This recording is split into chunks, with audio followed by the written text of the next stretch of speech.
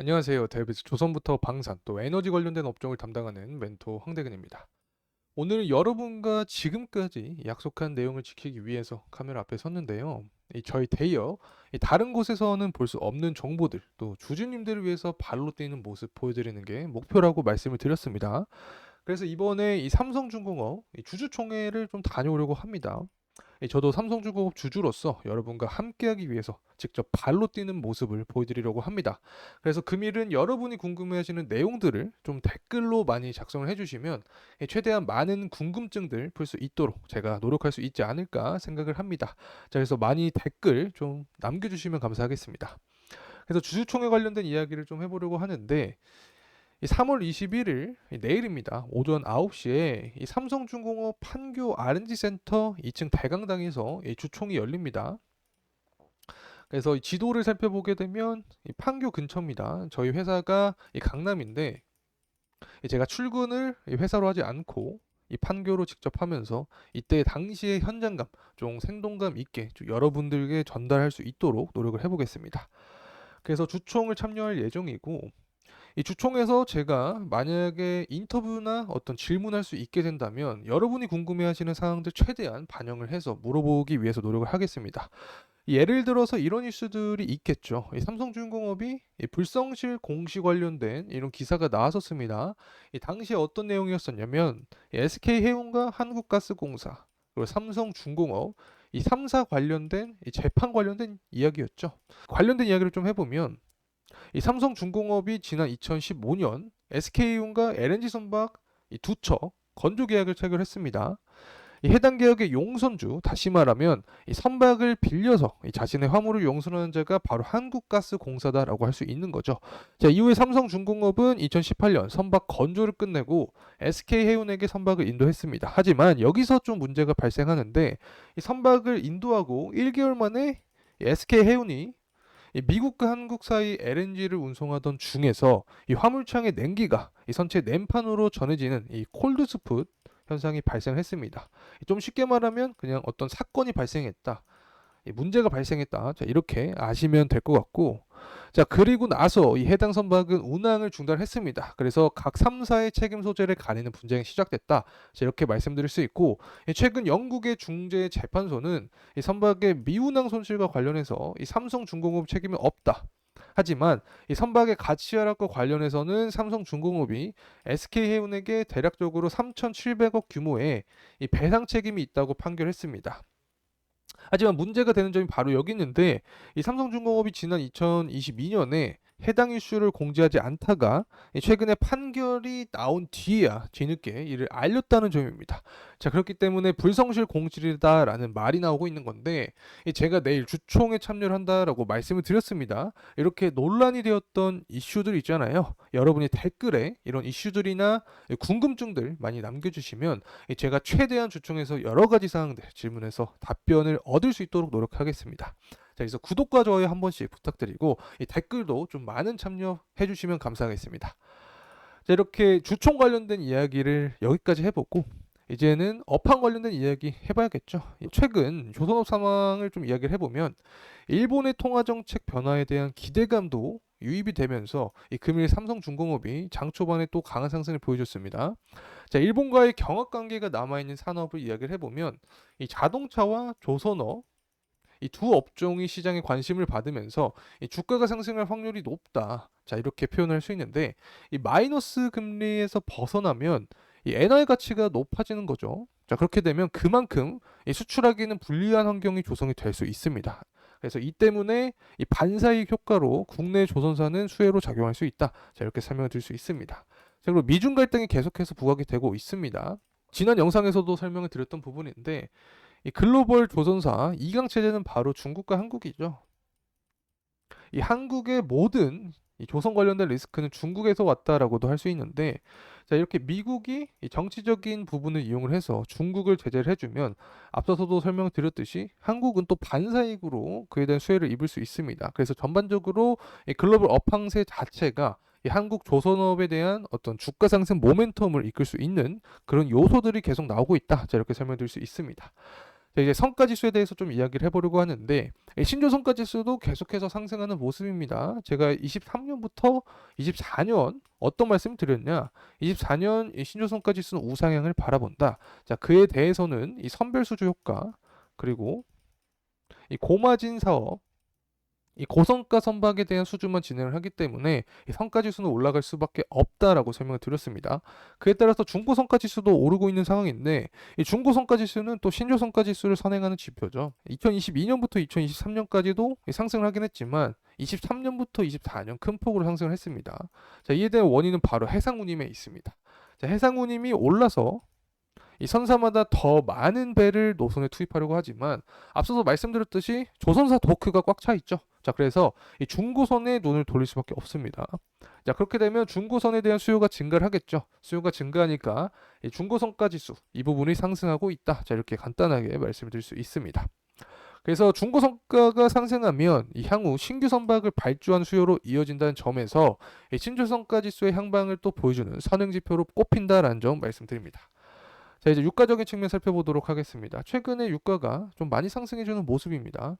사실 73달러에서 78달러 사이 이 가격대를 형성을 해줬는데 이 변동성 있는 가격대를 벗어나서 최근 들어서는 80달러 이상 이 상승 추세를 보여주고 있습니다. 자, 그에 대한 부분은 바로 공급 이슈가 계속해서 시장에 부각이 되면서 유가의 상방 압력을 이끌고 있다라고 설명드릴 수 있는데 특히 우크라이나가 이 러시아의 원유 생산 기지를 공격했다라는 이슈로 다시 한번 공급에 차질이 생겼습니다. 자, 그리고 또 오펙에 대한 감산 이슈도 존재를 하고 있죠. 결국에 유가 같은 경우에는 공급자 우회 시장이다라고 제가 설명을 드렸죠. 유가 같은 경우에는 이에 따라서 계속해서 상승하는 모습을 보여주고 있습니다. 특히 삼성중공업 같은 경우에는 이 FLNG가 강점이죠. 이 FLNG는 해양 플랜트와 관련이 있고 또 고유가가 되면 수혜를 받는 그런 산업입니다. 자, 그렇기 때문에 이 삼성중공업은 이 다른 조선주들보다도 더 강하게 고유가에 민감하게 반응한다. 그래서 유가가 상승하게 되면 주가 역시 상승할 가능성이 크다. 이렇게 말씀을 드립니다. 자, 이제 원달러 환율 살펴보도록 하겠습니다. 최근에 원달러 환율이 좀 상승을 하고 있는 모습입니다. 이 금리 인하가 뒤로 밀리게 되면서 금리 인하에 대한 기대감이 뒤로 밀리게 되면서 이 환율도 오르고 있는 모습으로 우리가 해석을 할 수 있는데 이 PPI 지수와 CPI 지수 모두 예상치보다 상승된 이 모습을 보여주고 있죠. 특히 앞서서 확인을 했듯이 유가가 상승했기 때문에 이 부분에 영향을 주었다 이렇게 표현할 수 있는데 유가는 모든 비용의 모든 원재료의 근원이 됩니다. 그래서 이 생산자가 어떤 물건을 만들 때 이 비용이 증가하게 되면 소비자에게 비싼 가격에 팔게 되겠죠. 그렇기 때문에 자, 유가와 같은 이 원재료 비용의 증가가 PPI 지수를 상승으로 이끌었고 이 PPI 지수는 CPI 지수의 상승을 이끌었다. 그래서 전반적으로 이 금리 인하에 대한 부분이 뒤로 밀리게 되면서 이 원달러 환율도 상승하는 모습을 보여주고 있다. 이 환율이 상승하게 되면 결론적으로 조선주에는 긍정적이죠. 사실 국내 증시 전반이 좋지 않습니다. 환율은 달러의 가치로도 표현할 수 있는데 이 달러 가치가 상승하게 되면 국내 증시에서 이 밖으로 자금이 빠져나가게 되는 거죠. 자, 그렇게 되면 이 국내 증시 입장에서는 주가의 하방 압력을 받을 수 있지만 조선주 같은 경우에는 제가 수주 산업으로 다른 산업과 다른 차별점이 있다고 설명드렸습니다.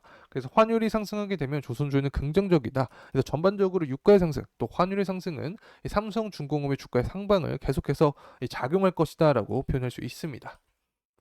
자, 이제 철광석 가격 살펴보도록 하겠습니다. 최근이 아니라 금일 철광석 가격이 소폭 상승하는 모습을 보여주고 있긴 하지만 24년 같은 경우에 계속해서 우하향하는 모습을 보여주고 있죠.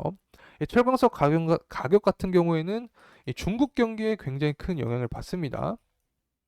그래서 중국 경제가 살아나야 철강석 가격도 상승할 수 있는 부분인데 아직까지 이러한 부분에서는 조금 시간이 걸릴 것이다라고 말씀드릴 수 있습니다. 그리고 또 철광석 가격은 후판 가격과 관련이 있습니다.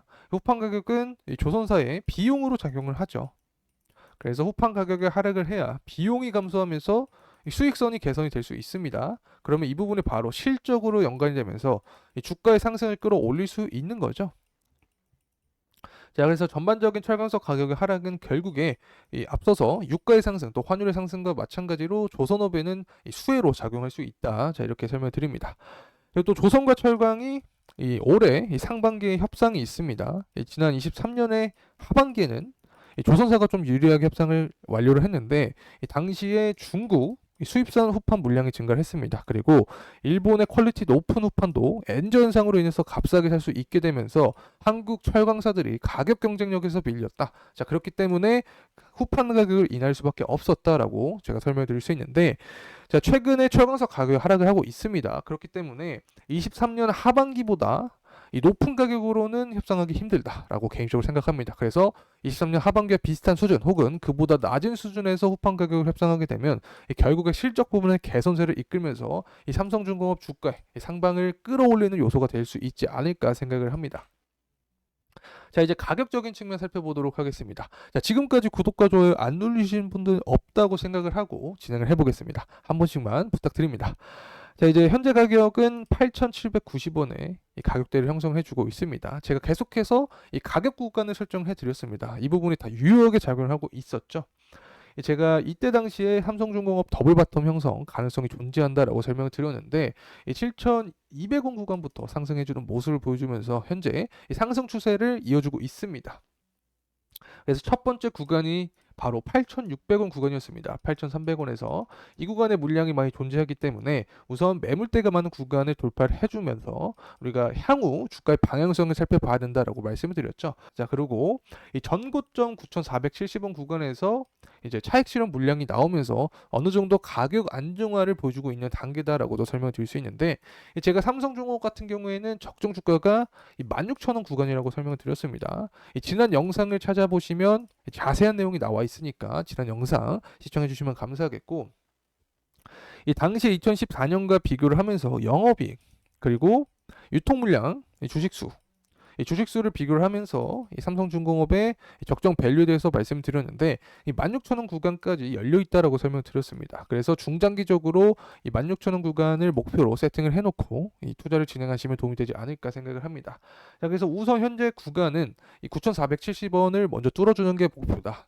그래서 전고점 구간을 뚫어주면 상방은 더 강하게 열려 있다는 점 말씀드리고, 자, 이렇게 주가가 한 번 더 상승하기 위해서는 또 정치적인 요소와 이야기를 연관을 시켜서 이야기를 할 수 있을 것 같습니다. 7월 15일 날 같은 경우에는 공화당 전당대회가 있습니다. 18일까지. 그리고 또 8월에는 민주당 전당대회가 있습니다. 공화당 전당대회에서는 뭐 트럼프겠죠.